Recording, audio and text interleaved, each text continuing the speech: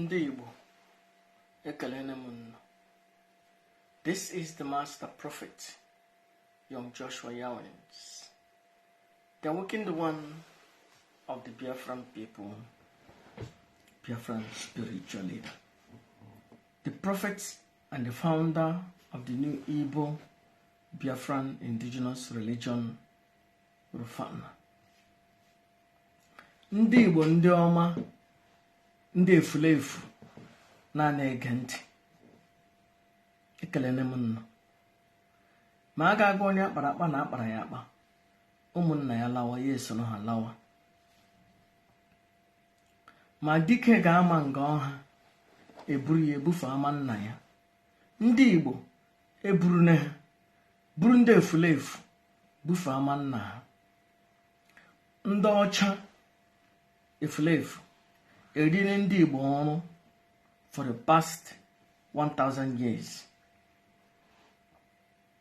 Ndị Igbo chere ha ma ihe. Mgbe ọbụla idomere ego, onye Igbo ga-achọpụta nke ego nọ. But simple thing ime unravel ihe ndị ọcha ji rie ha ọnụ, ndị Igbo ama.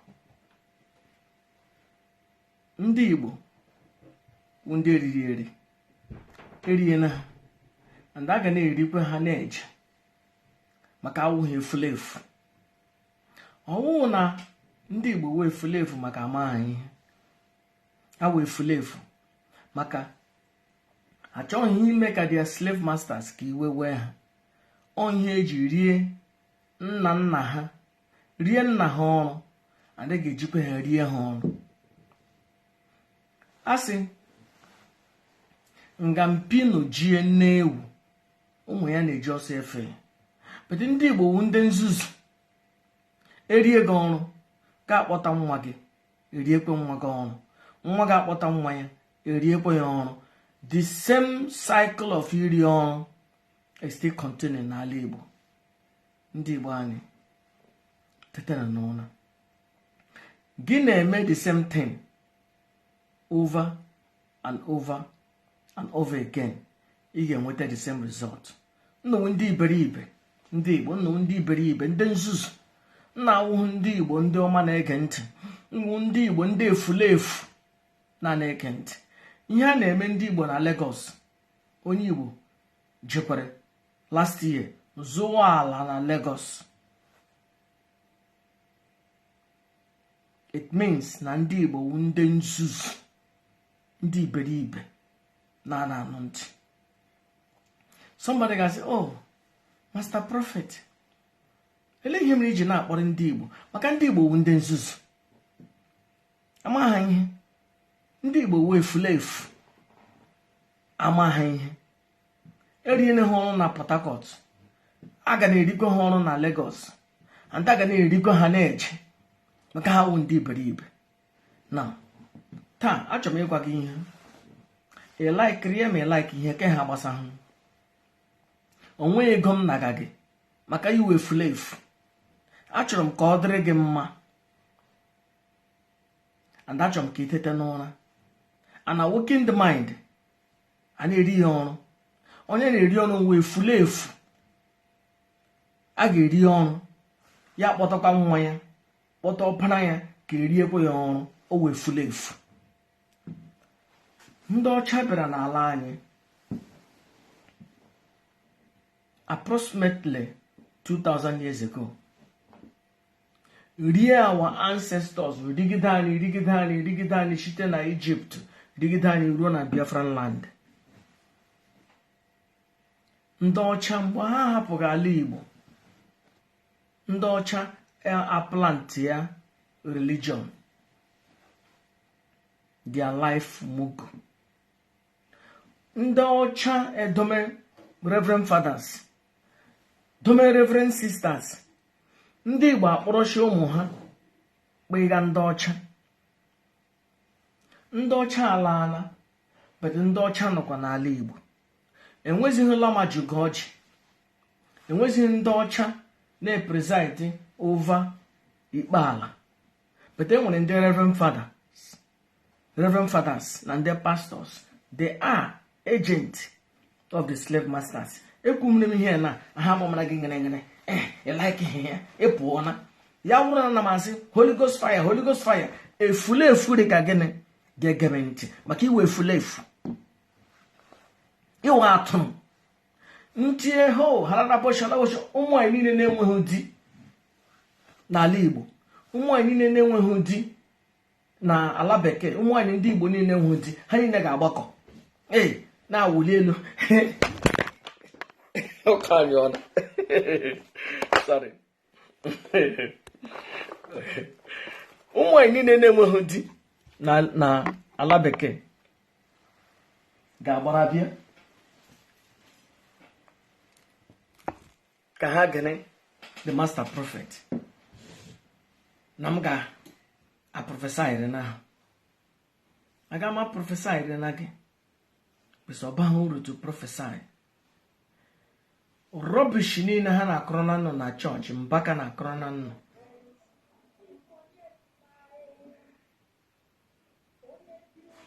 na Ebuka Obi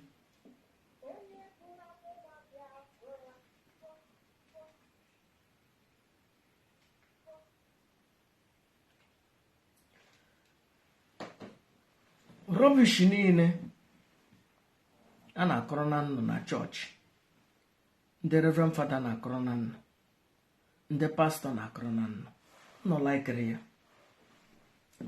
Enweghị any pastor n'ala Igbo that can prophesy more than me. Enweghị any pastor n'ụwa niile that can dream more than me. Enweghị any pastor ụwa niile that has prophecy or declaring that came to pass more than me. Enweghị any prophets, because I won't pastor. Enweghị any prophet ụwa niile gburugburu, mana Europe, mana Nigeria, mana ala bekee, mana America. Enweghị prophets nwere prophecy, authentic prophecy more than me. No one, no prophet can beat me in the face of the earth that they have prophecy authentic, not 419, not agbakwara m nwaanyị m mgbe mụ na nwaanyị m nọ n'elu bed ma agwa ya ihe hụ gbara ya na o meene nọ.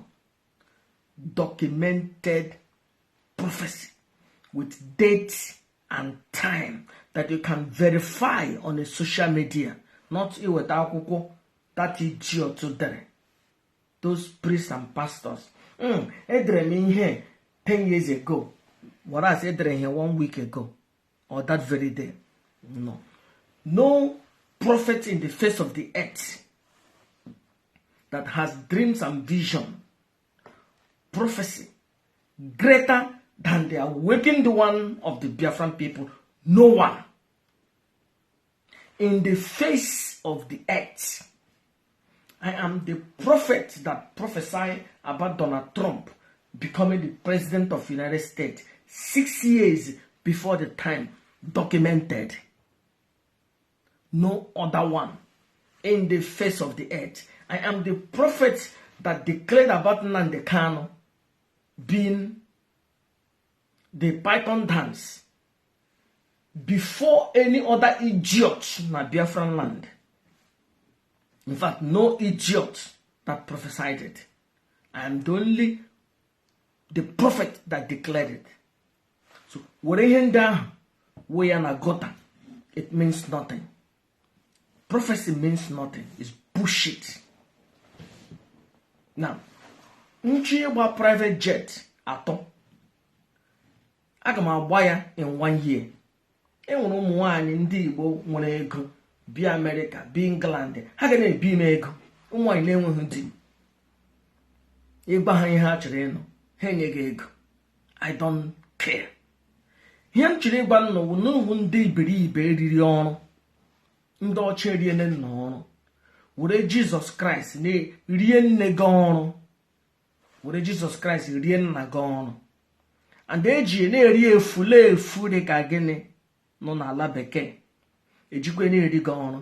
Ị ma na ndị Igbo anyị nọ na England na-aga Catholic Church, ndị Igbo anyị nọ na England na-aga na-atị na Apostle Solomon, na-atị na efulefu Mbaka na efulefu Ebuka Obi, na-atị na ndị Igbo na England. King James dere Bible sị na ya na-ara nwoke in 1613, not the awakened one, not me. Ka cheke na internet. Na ya na-ara nwoke na efulefu Jesus ye kwuru about him na-ara nwoke in 1613. Enu ihe m kwuru ọwụ m kwuru ye. Onye translate King James say na ya na-akpọ ntuli, na Jesus Christ ye kwuru about it na-akpọ ntuli. Ka onye Igbo bi England ka na-eje chọọchị, onye Igbo bi England ka na-ekpere na Jesus Christ, onye Igbo bi America ka na-asị praise the Lord, I am filled with the Holy Ghost. You are an idiot. You are useless. Ego nna gị ji lụọ nne gị is a waste because you are useless idiot. Our forefathers ndị ọcha gburu butere anyị Christianity, ọnwụ ha wụnye furu ụkpọrọ because of idiot ka gịnị that you are in computer with you, in internet, in Google. You cannot Google and see only created Christianity. Are you not useless idiot? That's what you are. Agamasige ndị Igbo ndị ọma na-ege ntị, you are idiot. Iwe efulefu, iwe onye nzuzu, onye iberibe. In the time of Mazi Nnamdi Kanu, ga wuru onye iberibe. In the time of the awakened one, ga wuru efulefu. Ele ihe fọrọ na gịnị? Iwe idiot. Ọ ga-enwu erie nwa gị ọrụ, rie ọpara gị ọrụ, rie ada gị ọrụ. Are you not an idiot? Idiot gị enwe ha atọ. Iwe onye aparị kụrụ gị. Aparị kụrụ gị. And aparị ihe kụrụ gị ga-akọkwa nwa gị because iwe onye aparị.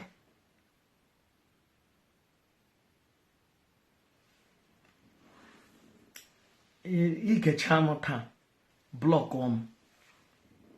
Iwe onye aparị. Useless idiot. Jesus Christ never walked on this planet Earth. The God of the Bible never existed. Don't listen to all those priests, those idiots. Don't listen to all those pastors. They are agents of the slave masters. Now, America na Russia nwee problem. Ele ihe America na-eme. America gara ntụlọ all the whole Russians nọ na embassy na Washington. So na ndị ewu spy. Russia eje round up Americans nọ na Moscow na ha was spy. Otu kwesịrị. But you idiot. Because pastor na priest gị or gịnị? Representative of the slave masters. Ewu ike ọkụkọ ka ewu. Pastor gị representative of the slave masters. Ihu onye dibịa n'ala Igbo. Ị na-asị ya onye dibịa, onye nkirikiri, onye nzuzu, krapụ ihu onye pastor. You are useless idiots. ị ga-asị ya, you have to know that this ihe slave master dowere gị before ha pụọ. All the pastors, church, the priest, enwe ihe ọzọ. Chineke, ana m anara gị ike na-asị gị, Ekwensu, kpọọ the God of the Bible ọkụ. Ekwensu, kpọọ akwụna enyi nwaanyị ọkụ. Ekwensu, kpọọ agbọghọ Rom Jesus Christ na-akpọ ntuli ọkụ. Mami wọta, piawa the God of the Bible azụ. Mami wọta, piawa akwụna enyi nwaanyị azụ. Mami wọta, piawa Jesus Christ nara nwoke, piawa ha azụ. Mmadụ atọ mkpọrọ aha. The God of the Bible, akwụna enyi nwaanyị, ọkpara iberibe ya, ọkpara aparị, ọkpara nzuzu, ọkpara nara nwoke. This mmadụ atọ never existed. Never existed. Onye eji rie iji ọtọ dị ka gị ọrụ, efulefu. Eriri nna gị ọrụ, nna gị ejeghị ala bekee. But efulefu dị ka gịnị nọ n'ala bekee, eriekwe gị ọrụ. Are you not useless? Ndị okenye si, nwata ụkwụ nganga ka okenye isi awọ ihe ama. But iji ọtọ dị ka gịnị, erie nna gị ọrụ. Ịnọ n'ala bekee, ịnọ na Amerịka, ịpụọna, ị nwere ịntanetị. Nna gị might not have ịntanetị mgbe ọ kpọtara gị na Christianity, but ugbu ị nwere ịntanetị. In fact, ịnọ na Nigeria and ị nwere ịntanetị. Nna gị enweghị ịntanetị mgbe o tinye gị na Christianity, but ugbu ị nwere ịntanetị. You can Google. Mgbe nna gị kpọtara gị na Christianity, ihe nwere naanị Bible. Ugbu a you can Google and search Jerusalem and search Egypt and search ihe niile on your Google. Imagine ya. Are you not an idiot?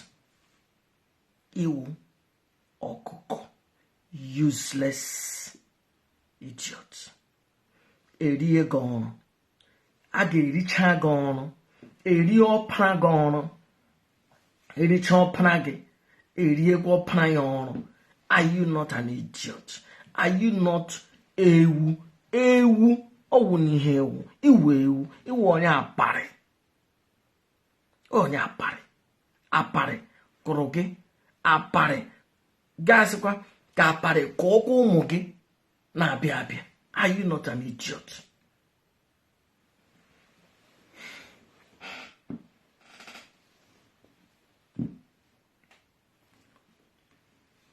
Chukwu wụ mmụọ nọ n'ala Igbo. Chukwu awụ ya kere ụwa niile. Chukwu wụ kere naanị ndị Igbo. N'ịdị greedy. Mmadụ na-eme ugbu a, some of ndị Igbo anyị na-alụ otu nwaanyị.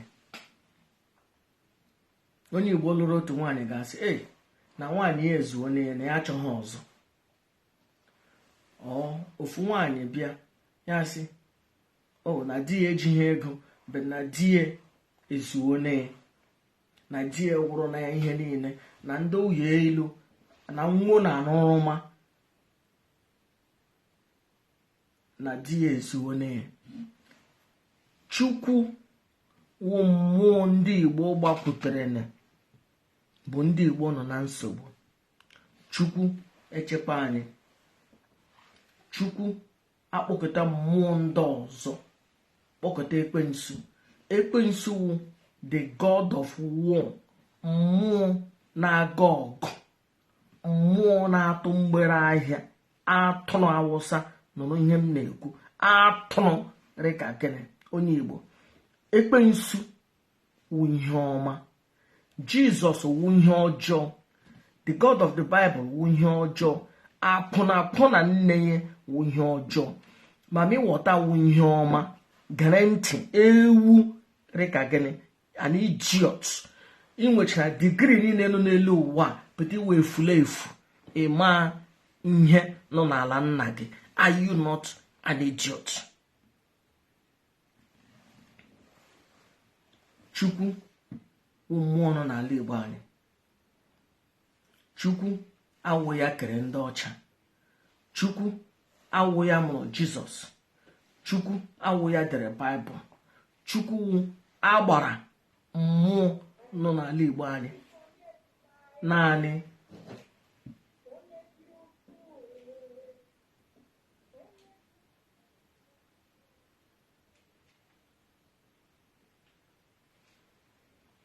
Naanị n'ala Igbo anyị.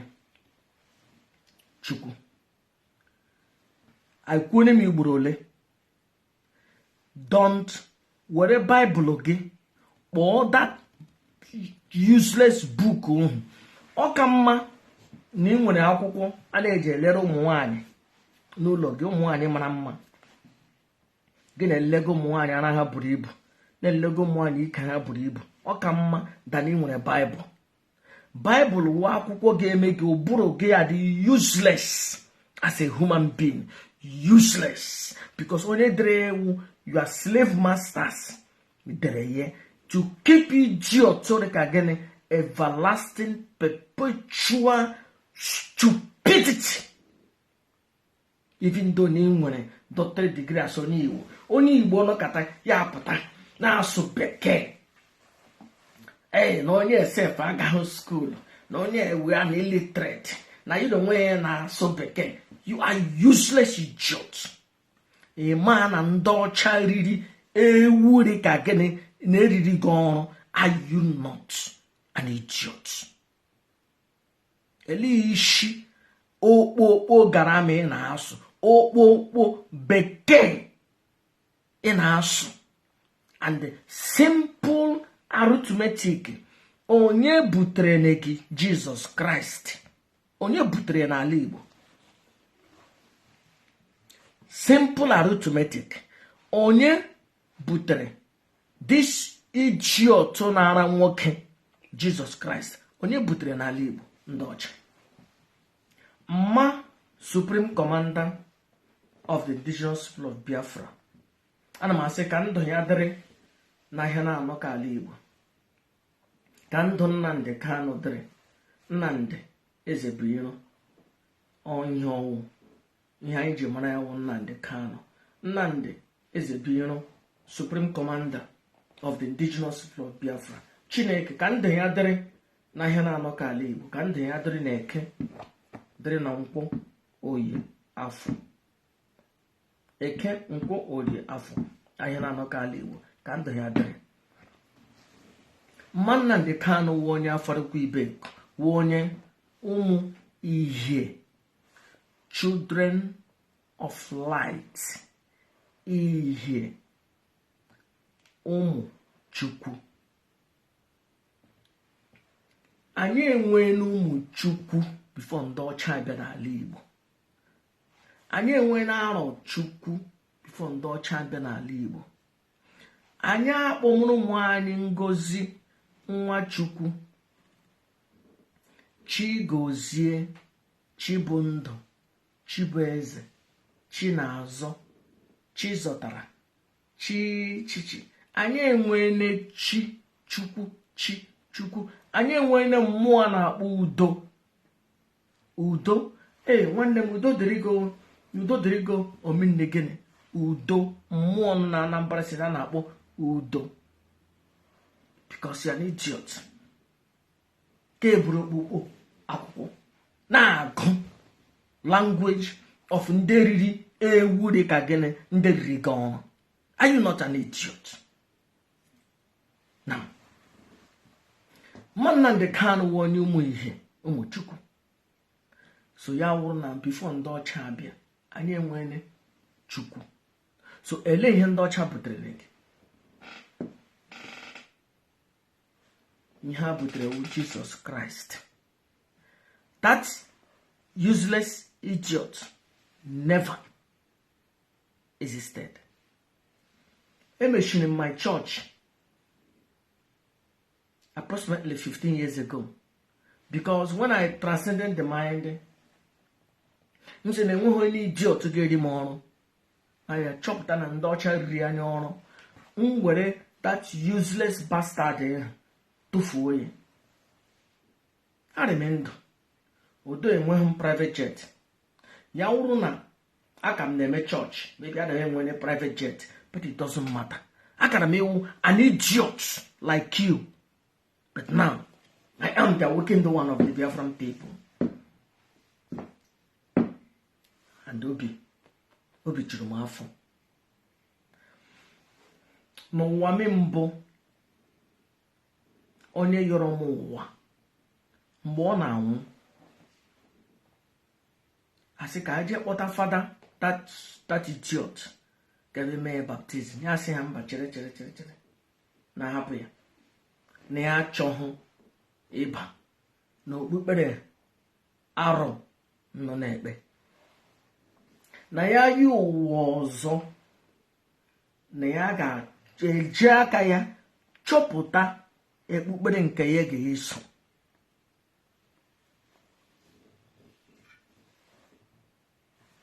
I practiced Christianity over 20-something years. I practiced Judaism. I spent time with Buddhism, transcending the mind, which is the most powerful religion in the face of the earth. Among all the religions on the ụwa, nke kachasị wụ Buddhism. Religion niile were ya etinye na toilet. But Buddhism wụ ihe ọbụla gwara gị otu ihe ha dị. Ya sị gị mee ka otu na ị ga-eme achieve ihe gị, mee ị ga-eme achieve ihe ahụ. Christianity, ihe ọbụla gwara gị, you can never achieve it. Ya gba gị jee ebe, jee ebe. Religion atọ created, ndị ọcha created na Middle East, ha niile wụ otu ihe. Bullshit. Mgbe m lebachara anya ihe niile, ma lọta ụlọ ga buru ọfọ nna m, buru ọfọ Amadioha. Ebu m ọfọ mmiri anọ nọ n'ala Igbo. Eji m ọfọ mmụọ anọ nọ n'ala Igbo. Na-asị ka Chineke, ka ala Igbo jụọ oyi, ka onye amụma laa n'ala nna ya ga na-eme ihe. Maka ala Igbo na-agba aghara. Otu mụ na gị na-ekwu, ala na-agba aghara. Ala Igbo jụọ oyi, onye amụma ga-ala n'ala nna ya, gafee Chukwu, gafee ndị mbụ na ndị egede. Ele ihe m na-achịkọwara na nna. Hapụkwa na hype Christianity. Enwe ihe na ya n'ime. Ihe niile wu Photoshop. Ịma ihe a na-akpọ, o nwere program a na-akpọ Snapchat. O nwere onye ị hụrụ na Snapchat ihu ya na-adị mma? Enweghị nwa agbọghọbịa nọ na Snapchat ihu ya na-adị mma. Ihe a otu Christianity dị. O Photoshop. Onye ihe nwụrụ na Snapchat ji hụ ya na mmadụ, gasị Chineke, onye kamera ya na chat all this while ga-ewere ha ego gị larie. Enweghị otu eziokwu nọ na Christianity. No one. No prophet existed. Prophet niile kwuru na the Bible, none of them existed. All the ha niile akpọrọ na Bible, the Jebusite, the Parasite, the Picosite, ihe wụcha ndị ojii ndị ọcha gburu egbu, ha change aha to Jebusite and the Parasite. You have been fooled. Jee were Bible gị gbaa that thing ọkụ. Stop praying to the God of the Bible. Kpọọ Chukwu, naanị Chukwu. Ọwụhụ must na ị ga-awụ onye dibịa. Everybody must not be onye dibịa.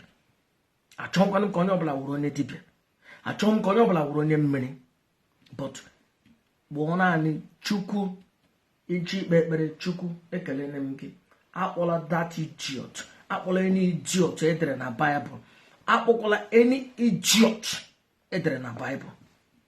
Those things never existed. Onye eji rie gị ọrụ. Chineke gọzie nnụ, ya dịrị nnụ na mma. Akwaga hụ nnụ ka m deceive nnụ.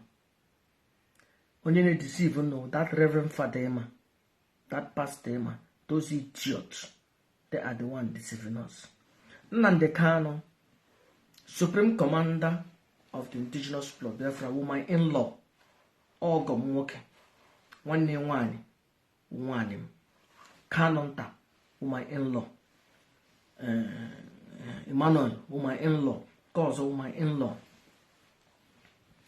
Mgbo 4 years ago, mgbe ọ nọ na prison the first time, enwere ndị onye si ala bekee lọta, I think Spain or something or Italy, ha gaa na mmụọ ka a ga jụọ ma a ga-egbu ya. Mmụọ asị mba na ọ ga-apụta. Ya ha sị oke na ha wetara nkịta, na ha wetara ke, na ha wetara ke, si mmụọ ya mee nọ ka ha nwere onwe. Ha sị o nnu nwere onwe, ele onye nnu ga-eto ọwụhụ ndị ọcha nka nnu ga-eto, bụrụ na ihe nnu bụrụ na ya laa. What do you understand? Mmụọ anyị Chukwu a ga-ekpe ka anyị nwere onwe, because anyị wụ ụmụ Chukwu. Anyị nwere onwe, anyị eje tanye na ndị ọcha na-akpọ iji otu na-ara nwoke Jesus Christ, according to King James in 16:11. ọwụ m kwuru ya, you can Google it yourself. King James si na ya na-ara nwoke.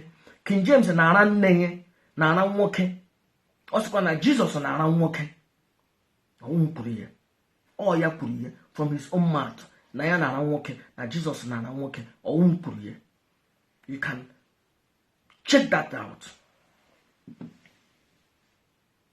Now, what do you understand? Iche na mmụọ nọ n'ala anyị ga-ahapụ ndị IPOB some na-ezuzagharị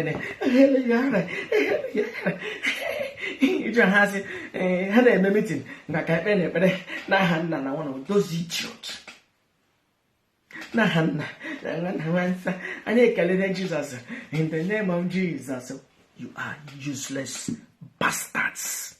Ị ga-enwere onwe. Mmụọ nọ n'ala nna gị ka nna nna gị nwere ọgbụgba ndụ, an agreement. Don't abandon us, we will not abandon you. Ekwensu nyere ndị Igbo ability ịtụ mgbere ahịa. Ọ ihe anyị nwetara from being with Chukwu.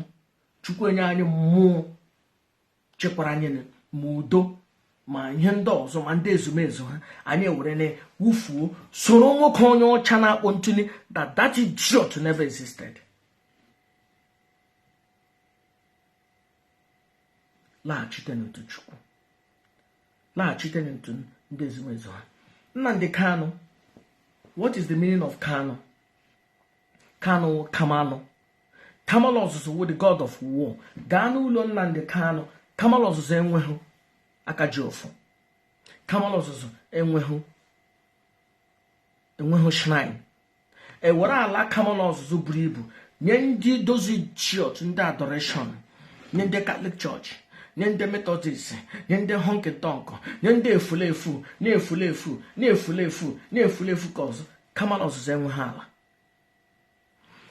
Those some useless women agada na nke Maazị Nnamdi Kanu ka anyị kpee na ekpere Jesus gbapụtara anyị Nnamdi Kanu. Nnele those idiots, see those people are useless bastards. Nnamdi Kanu was the prince of Kamalozos.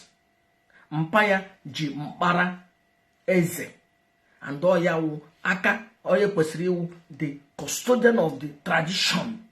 Kamalozos onwe ha ala, onwe ha aka ji ofu. Na ejiri nwa ya ejiri, nna na-akpọ Jizọs a na-agba uri, a na-esheki ike. Nnele ụmụ nwaanyị pụta one day ga-asụchashi ya one place si na ihe ewu ụlọ kamala ọzụzụ. Ụmụ nwoke ewere ọkụkọ were oke ọkpa were kaikai hey kamala ọzụzụ tụọ n'ala, ihe ga-echenji. But those people don't get it. Because ndị Igbo wu ndị eriri ha, they can never do the right thing. Ndị Igbo will never do the right thing.